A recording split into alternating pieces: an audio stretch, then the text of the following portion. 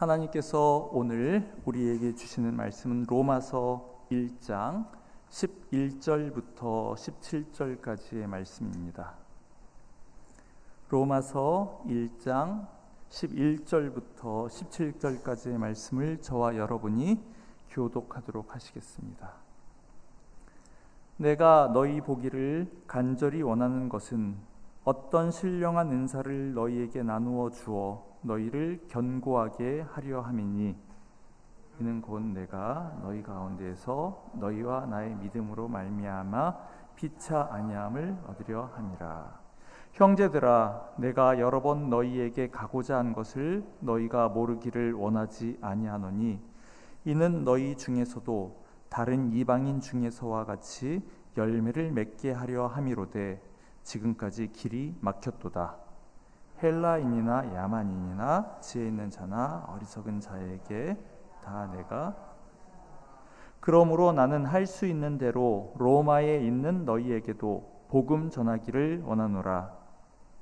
복음을 부끄러워하지 아니하노니 모든 믿는 자에게 구원을 능력이 됨이라. 먼저는 유대인에게요 그리고 헬라인에게. 함께 읽도록 하겠습니다. 복음에는 하나님의 의가 나타나서 믿음으로 믿음에 이르게 하나니 기록된 바 오직 의인은 믿음으로 말미암아 살리라 함과 같으니라. 아멘. 우리는 그 7월까지 석 달 동안 창세기 야곱 이야기를 살펴보았는데 그 야곱 이야기는 그 야복강 사건 거기까지만 이제 보도록 하고 오늘부터 이제 11월까지는 그 로마서 말씀을 읽으려고 합니다. 한 3달여 정도 로마서 말씀을 우리가 함께 보려고 합니다. 로마서는 사도 바울, 그 바울 선생님의 그 손을 통해서 기록된 그 서신으로서 그 안에 기독교 복음의 그 핵심이 담겨 있다고 널리 알려진 아주 유명한 성경 말씀입니다. 조금 그 신학 이론적인 그런 이야기가 로마서에 많이 들어 있어서 딱딱하다고 생각하는, 딱딱하다고 느끼시는 이제 그런 분도 이제 적지 않겠지만은 아마 그 정도의 난이도는 우리 영주교회 청년들, 형제자매들이 능히 소화해낼 수 있을 줄로 믿고, 또 우리 형제자매들은 대부분이 이제 어릴 때부터 이제 교회 생활을 해서 이 교회의 어떤 그런 교회에서 하는 여러 가지 신앙적인 행태들 내지는 그런 거는 사실은 이미 우리한테 너무나도 익숙한데 이런 어떤 이론적인 거, 어떤 체계 이제 이런 거에 관해서는 조금 좀 부족할 수도 있어요. 예. 그래서 딱딱할지 몰라도 로마서 말씀을 우리가 함께 읽으면서 그 신학 체계에 대해서 기독교 복음의 그 핵심에 관해서 구원 교리에 대해서 한 번쯤은 다시 듣고 좀 정리하는 것이 유익할 줄로 그 믿습니다. 그래서 오늘은 로마서 1장 중에 그 전반부 말씀을 우리가 함께 읽고 받으려고 합니다. 로마서 1장 1절에서 바울은 먼저 그 자기소개를 합니다. 자기소개. 이 로마서라고 하는 것은 이제 편지이기 때문에 그 첫 부분에 그 서신의 그 앞부분에는 누가 이것을 이제 썼는지 그리고 누구에게 썼는지 그 편지의 그 발신자와 그 수신자가 나옵니다. 그런데 이 말씀을 보면은 그 1절 말씀에 예수 그리스도의 종 바울은 하면서 먼저 그 발신자 바울이라고 하는 자기의 이름을 먼저 밝히고 이 편지를 받는 사람들은 그 7절과 그 15절 말씀을 보면은 로마에 있는 성도들, 로마에 있는 예수님을 믿는 그 사람들이 이 로마서라고 하는 우리에게는 이제 책으로 주어져 있는 이 서신, 이 서신의 말씀을 이제 받는 사람들입니다.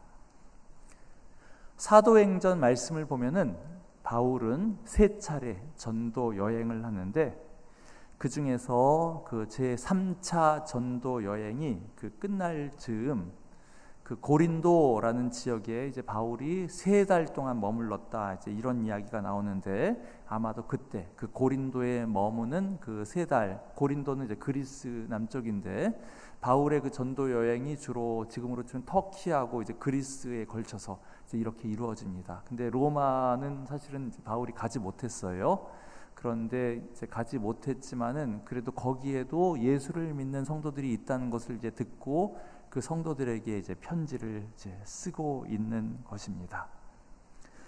편지를 쓴 목적은, 이 서신을 이제 쓴 목적은 이제 2가지 정도가 이제 성경 말씀에 기록이 되어 있습니다. 먼저 첫 번째로는 로마에 있는 그 성도들, 로마에 있는 예수님을 믿는 그 사람들의 그 믿음을 굳게 하기 위한 것이 그 첫 번째 목적입니다. 로마에 있는 교회는 그 사도 바울이 그 전도 여행을 통해서 가서 세운 교회가 아닙니다. 그 그리스를 벗어나지 못했습니다. 그래서 그 바울이 세운 교회가 아니고, 거기에 이제 교회가 세워진 정확한 사실은 그 연유는 잘 모르는데, 아마도 그 사도행전 2장에 나오는 오순절 성령 강림 사건, 그때 여러 사방에서 유대인들, 디아스포라, 흩어져 있는 유대인들이 그 예루살렘으로 이제 모였었는데, 그때 이제 그 성령 강림 사건을 이제 목격을 하면서 거기서 또 베드로의 설교를 듣고 이제 그 사람들이 다시 이제 자기의 거주하던 지역으로 돌아가서 그곳에 이제 자생적으로 이제 생긴 교회들이 이제 있단 말입니다. 아마 그 중에 하나가 아닐까 이제 그렇게 이제 추측을 하는데요. 아무튼 로마에도 그 당시 제국의 수도인 그 로마에도 예수님을 믿는 사람들이 모여서 교회를 세웠다라는 이야기를 이제 들었는데, 이제 그 사람들하고 이제 바울, 그 사도 바울 선생님이 이제 교류를 이제 하고 싶었던 것입니다. 그 놀라운 경험을 그 사람들이 해서 교회를 세우긴 했지만은 그들의 그 신앙을 검토해주고 그리고 그들을 바로 잡아줄 그 목회자가 없었기 때문에 바울은 그 이 로마서 말씀을 기록하여서 그들의 그 신앙을 좀 바로 잡아주기를 그 원했었고, 또 장차 기회가 되면은 본인이 직접 로마를 방문을 해가지고 그 사람들을 그 만나보고 싶어했습니다. 특히 어떤 것을 그 사도 바울은 많이 좀 우려를 했냐하면, 그 초창기 그 신자들이 보여주었었던 그 유대교적인 그 성향이 있습니다. 유대교적인 성향. 유대교는 이제 지금도 있죠. 지금도 이스라엘 사람들이 계속 구약 성경 말씀만 붙들고 유태인이어야 하지만 이제 구원을 얻을 수 있다라는 이제 그런 생각을 갖고 있는 그런 성향이 이제 초대교회에도 이제 있었어요. 그러니까 예수님이 구약 성경에서 내내 그 예언된 그 메시아가 예수님이다라는 것을 그 받아들였는데, 예수가 바로 그 메시아구나라는 것을 받아들였는데도 불구하고 오랫동안 가지고 왔었던 그 유대교적인 성향, 그러니까 뭐냐 하면은 율법을 지켜야 되고 할 일을 받아야 되고 이런 것도 다 해야지만 구원받을 수 있다라고 생각을 하는 이제 그런 생각이 이제 초창기 그 그리스도인들 사이에서는 여전히 많이 있었어요. 왜냐, 여태까지 계속 모세 율법을 이제 강조를 계속 해왔기 때문에 그 생각이 할례, 율법 지키는 거, 이런 것을 강조하는 성향이 계속 있었는데, 이제 예수 그리스도를 통하여서 새로 드러난 이제 그 복음의 내용, 그러니까 오직 예수님의 보혈을 통해서만 죄 씻음을 받을 수 있다. 그리고 우리는 십자가의 공로를 힘입어서만 하나님께 나아갈 수 있다라고 하는 그런 내용이 이제 알려지면서, 이제는 유대인들만 구원을 받는 것이 아니라, 하나님의 구원은 유대인에게만 국한된 것이 아니라 모든 사람들에게 대해서 열렸다라는 것이 이제는 알려졌는데, 계속 유대교적인 성향을 갖고 있는 사람들에게는 이제 그것이 이제 장벽이 되는 거예요. 그것이 만인들에게 하나님께서는 유대인들만 구원하기를 원하시는 것이 아니라 온 세상 사람들을 다 구원하기 원하신다라고 하는 그거를 사람들에게 알려주기 위해서는 그 유대교적인 성향을 조금 좀 제거를 해야 될 좀 필요가 있었어요. 그거를 가장 좀 바울은 좀 우려를 했습니다. 그것을. 그래서 그 사도 바울은 로마서를 통해서 그 점을 분명하게 가르치고, 하나님께 나아가는 데는 예수의 보혈만으로 족하다. 다른 것이 장애가 되어서는 안 된다라는 것을 강조하기 위해서 그 점을 분명하게 가르치고, 또 한편으로는 직접 본인이 로마를 방문을 해서 어떤 신령한 은사를 나누어 주고 싶어 했습니다. 그리고 바울은 15장 말씀, 이제 로마서가 16장으로 되어 있는데 이제 말미인 그 15장에서는 자신의 한 가지 소원을 더 이제 밝히고 있는데, 자신이 이제 터키하고 그 그리스까지는 돌아다니면서 이제 복음을 전파하고 이제 교회를 세우고 있지만은, 이제는 이제 로마에 가서 로마에 있는 성도들을 만나고, 또 당시에는 땅끝으로 여겨졌던 것이 지금의 그 스페인 그 서바나라고 되어 있는 거기가 이제 땅끝으로 당시 사람들이 생각했는데, 거기까지 자기가 가서 복음을 전하고 싶어 했는데, 그 로마를 찍고 거기에 가려고 하는 그때 그런 소망이 있기 때문에 나중에 본인의 그 선교 여행을 그 후원해 달라는 이제 그런 바람도 이제 로마서 말씀 후반부에 이제 적혀 있습니다. 아무튼 로마서를 기록을 한 목적은 첫째로는 로마에 있는 성도들의 그 신앙을 좀 바로 점검을 하고 견고케 하려고 하는 것이 가장 큰 그 목적이고, 또 다른 한편으로는 본인이 나중에 서바나까지 스페인까지 이제 전도 여행을 하려고 할 때 좀 도와달라라고 하는 그 두 가지, 이것이 로마서를 기록한 그 목적으로 우리가 볼 수 있습니다.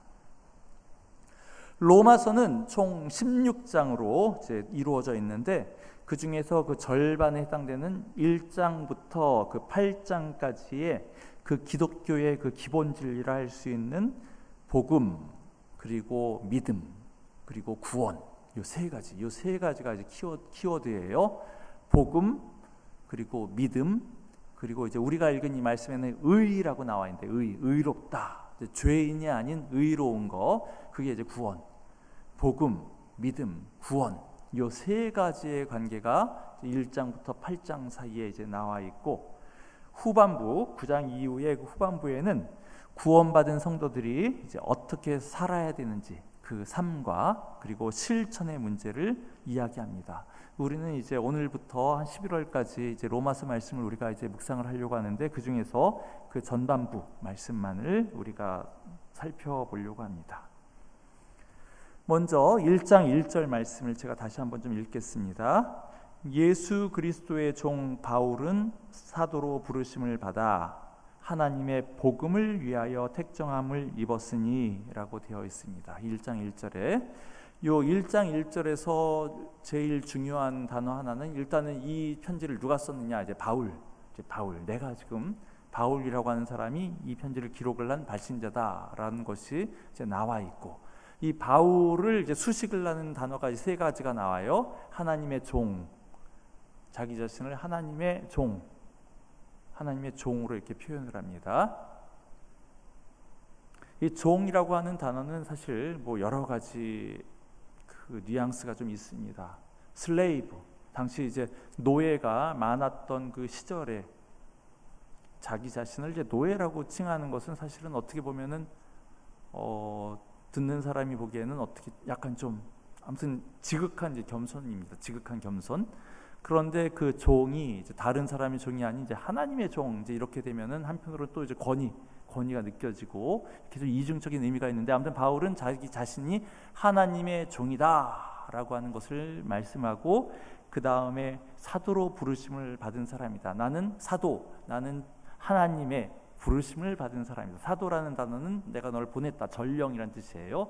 그러니까 국가로 치면은 대사, 뭐 주미 대한민국 대사, 뭐 이런 거. 나는 하나님의 보내심을 받은 사람이다. 하나님의 종, 그리고 사도이고, 근데 가장 중요한 단어는 그 다음에 나오는 하나님의 복음을 위하여 택정함을 받은 사람이다. 나는 하나님의 복음을 위하여, 이 복음을 전하는 일에 나는 그 용도로 나는 선택을 받은 사람이다. 한마디로 그 용도 없으면은 나는 존재 의미가 없다. 하나님의 복음을 위하여 택정함을 받은 나 바울이 이 편지를 씁니다.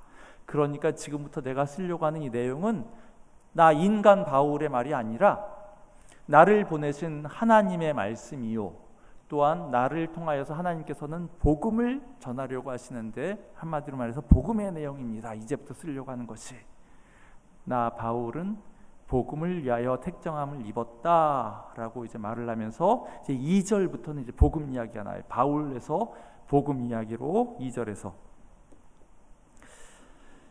이 복음은 하나님이 선지자들로 말미암아 그의 아들에 관하여 성경에 미리 약속하신 것이라. 바울이 존재하는 이유가 되는 그 복음은 선지자들, 그러니까 구약 성경에서 이제 내내 구약 성경에서 하나님께서 수많은 하나님의 종들을 보내 가지고 예언을 했었던 것이 바로 그 복음인데, 그 복음의 내용은 그의 아들에 관하여, 그의 아들, 하나님의 아들 예수 그리스도, 복음의 내용은 바로 예수다라는 것이 지금 2절에 나와 있어요. 그러니까 지금 초점이 나 바울은 복음의 일꾼이다. 복음. 그다음에 복음에서 예수. 이 복음은 딴 것이 아니라 예수 이야기다. 복음이라고 하는 이제 그 단어는 그 유앙겔리온, 좋은 소식이라고 하는 단어는 그냥 기쁨의 소식이에요. 보통 승전보 뭐 이런 거, 아니면 누가 뭐 합격했대, 누가 뭐 좋은 일 있대, 아픈 사람이 나았대. 사실은 복음이라고 하는 단어는 사실은 뭐 여기저기에 모든 좋은 일에 다 쓸 수 있는 거지만은 성경에서 말하는 그 복음의 핵심은 그냥 일반적으로 그냥 좋은 소식이 아니라 누가 승진했다, 합격했다 그 정도가 아니라, 성경에서 말하는 복음은 바로 예수 그리스도, 하나님의 아들인 예수 그리스도에 대한 이야기다라는 것이 요게 우리가 반드시 좀 기억을 해야 되는 그 이야기일 것입니다. 예수가 빠진 복음은 가짜입니다. 여러분, 우리가 요건 약간 좀 맥락이 이제 우리 교회의 맥락보다도 이제 다른 맥락에서 뭐 이 세상에 이제 교회만 있는 것이 아니고 이제 교회가 점점 더 사회 참여도 좀 많이 해야 된다. 그러기 위해서는 뭐 다른 종교나 다른 단체들하고 힘을 합쳐가지고 우리가 예를 들어서 가난한 사람들을 이제 돕는 일에, 혹은 사회 정의를 구현을 하는 일에 우리가 힘써야 된다. 사실은 다 중요하고 다 소중하고 함께 해야 되겠지만은 예수가 없는, 예수가 빠진 어떤 사회를 개선을 하기 위해서, 뭔가 좀 더 좋은 사회를 만들기 위해서 하는 그런 것은 사실은 좀 문제가 있어요. 우리 무엇보다도 교회에서는 예수가 빠진 복음은 이제 가짜입니다. 예수가 없으면은 그거는 오히려 사탄의 도구가 되는 것을 우리는 잘 알 수 있습니다. 그것이 뭐 어떤 것이든 간에, 뭐 좌파이든 우파이든 그 어떤 것이든 간에 예수가 없는 구원은 모두 다 거짓이고 도리어 지옥으로 가는 그런 일들을 우리는 많이 볼 수 있습니다. 복음은, 성경에서 말하는 복음은 언제나 하나님의 아들 예수에 관련된 것, 예수 자체가 바로 복음의 내용이다. 예수 없는 천국, 우리 인간의 힘으로 지상천국을 만들어 보겠다 하는 것은 아니다. 3절과 4절에서는 이제 그 예수에 대해서 이제 설명을 합니다. 하나님의 아들, 교회에 이미 그 바울 당시에 이제 형성이 되었었던 그 고대 교회의 그 신앙 고백인데, 그의 아들에 관하여 말하면은 하나님의 아들은 육신으로는 다윗의 혈통에서 나셨고 성결의 영으로는 죽은 자들 가운데서 부활하사 능력으로 하나님의 아들로 선포되신 분이다.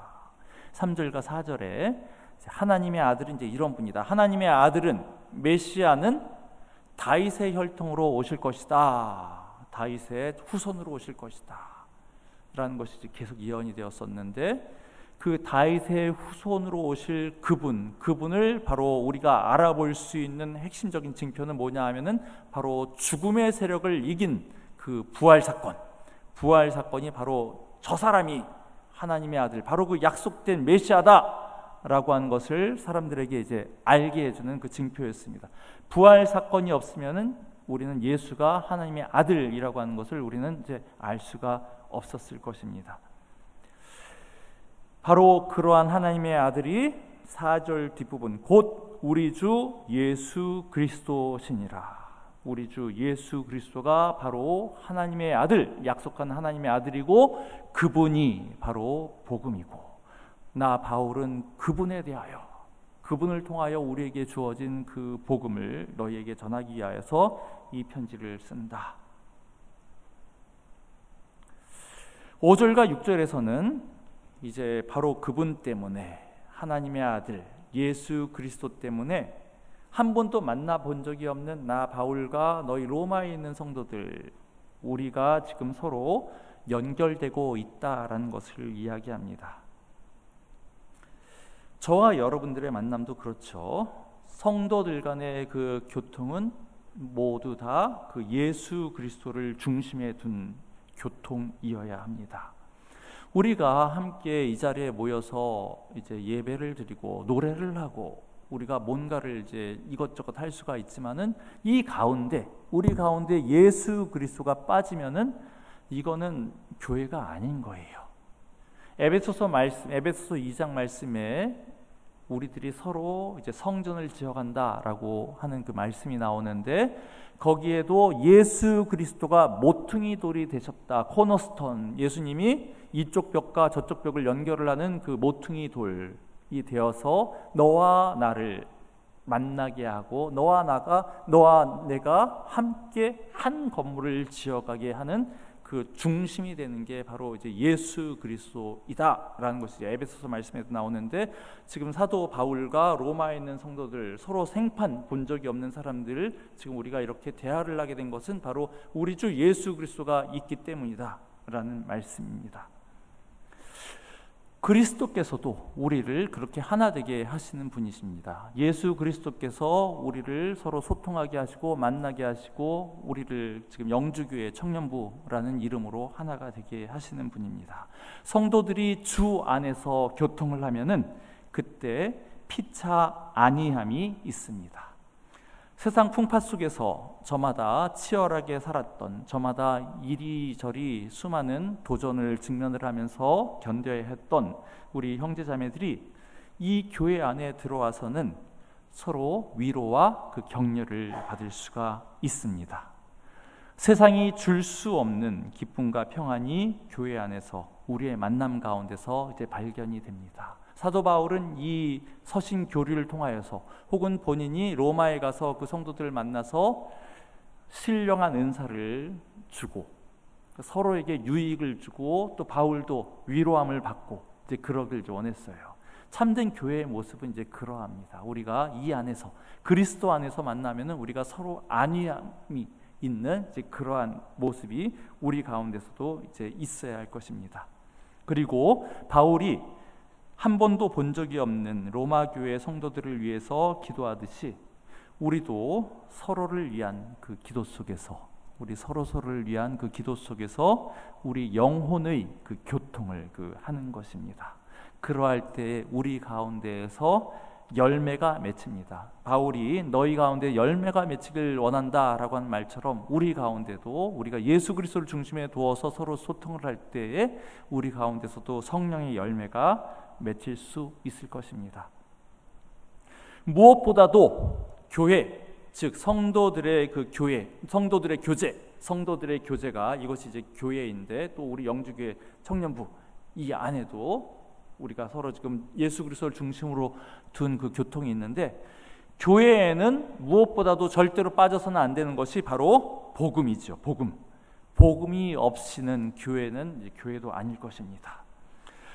복음이 있어야 합니다. 이 복음은 절대로 부끄러워할 것이 아닙니다. 그것은 세상 그 무엇보다도 가장 소중하고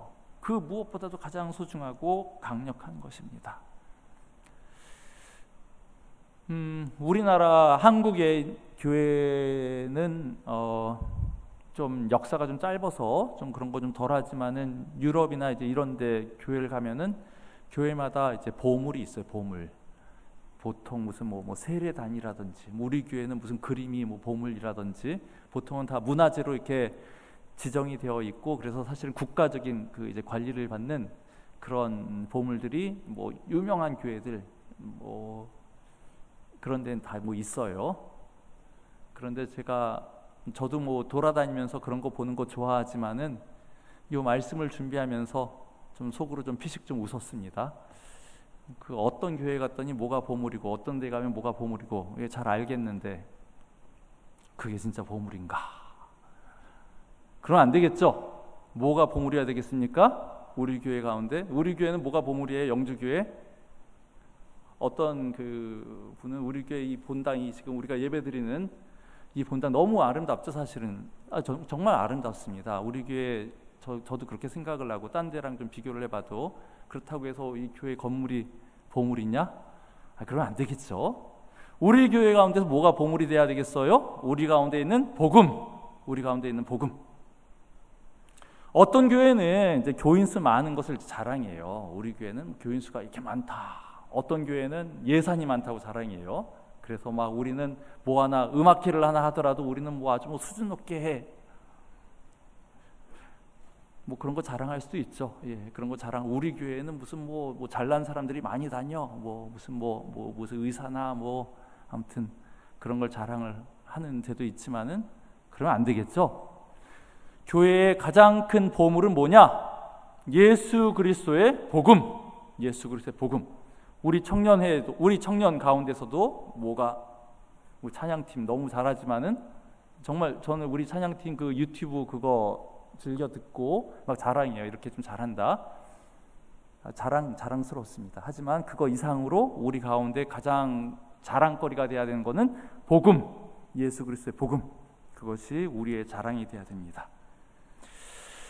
복음은 세상 그 무엇보다도 가장 소중하고 강력한 것입니다. 복음은 한 사람의 인격을 변화시키고 무엇보다도 복음의 능력은 살리는 능력이에요. 살리는 것. 죽은 사람을 살리는 것. 죽은 사람을 살리는 강력한 능력. 그 어떤 의사도 할 수 없는 그 강력한 능력이 하나님의 복음에 있습니다. 그렇지만 우리는 그것을 혹시 너무 가볍게, 너무 평범하게 생각을 하고 있는 것은 아닌지 모르겠습니다. 하나님께서 독생하신 성자 예수 그리스도를 보내심으로써 우리에게 구원의 길, 생명의 길을 열어주신 것이 바로 복음입니다. 이 복음을, 이 생명을 우리가 얻기 위해서 우리가 해야 될 것 하나도 없어요. 그냥 믿는 마음으로 그냥 받아들이기만 하면 됩니다. 이 복음과 더불어서 강조가 되는 것이 이제 믿음인데, 믿음이라고 하는 건 그냥 받아들이는 거예요. 받아들이는 거. 내가 아무것도 내가 한 건 없습니다. 난 그냥 고개만 숙입니다. 라고 하는 것이 그것이 이제 믿음입니다. 그저 믿는 마음으로 받아들이기만 하면은 그때 그 복음이 우리를 능력 있게 하고 우리를 살아있게 하고 우리를 교회되게 하는 것입니다. 우리의 만남, 우리의 교제, 그리고 우리 이 교회 가운데에서는 그런 복음의 능력이 나타나고 있는지요? 우리는 그것을 혹시 부끄러워하고 있는 것은 아닌지요? 우리가 그것을 정말로 당당함과 감사함으로 자랑스럽게 생각을 해야 할 것입니다. 하나님께서는 하나님을 소중하게 생각하는 영혼을 하나님께서는 또한 소중하게 대해주십니다. 우리에게도 그런 복이 있기를, 우리가 정말로 주님의 복음을 소중하게 생각하면서 하나님의 존귀함을 또한 우리 모두 다 받을 수 있는 그런 복이 우리 가운데서 있기를 예수 그리스도의 이름으로 축원합니다.